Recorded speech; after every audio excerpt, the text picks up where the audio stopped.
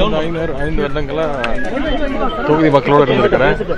எல்லா நிகழ்ச்சியிலும் கூட என்னால் செய்ய முடிஞ்சு செஞ்சுருக்கிறேன். முதல் தலைவருக்கு, பொதுச் செயலாளருக்கு என்னுடைய நன்றி நான் தெரிவிச்சுக்கிறேன். இன்னொரு வாய்ப்பு கொடுத்துருக்குறாங்க. நிச்சயம் சேப்பாக்க திருவல்லிக்கேணி பகுதி மக்கள் மீண்டும் எனக்கு ஆதரவு தருவாங்கன்ற நம்பிக்கை எனக்கு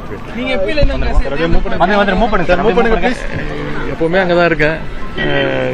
மீண்டும் தமிழ்நாடு முழுக்க பிரச்சாரத்தை நாளை மறுநாள் திட்டமிட்டு கொண்டிருக்கிறாங்க. தலைவர் அதுக்கான உத்தரவுன்னு சொல்லலை.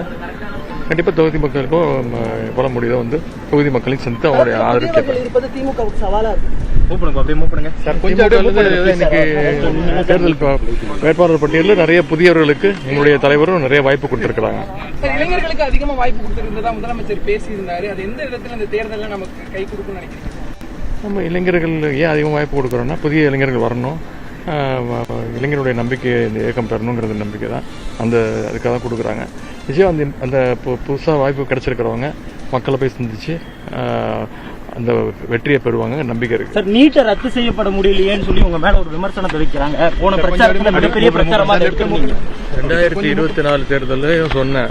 ராகுல் காந்தி வந்து சொல்லிட்டு போனாரு, நீங்க காங்கிரஸ் பேருக்கு வந்துச்சுன்னா நிச்சயம் திமுகவுடைய வலியுறுத்தல்னால நாங்கள் ரத்து செய்வோம்னு.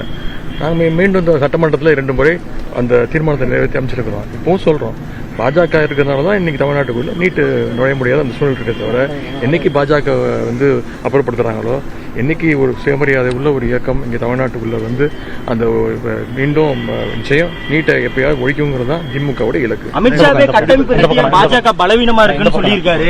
அது எப்படி பாக்குறீங்க? தெரியல, எனக்கு தெரியல.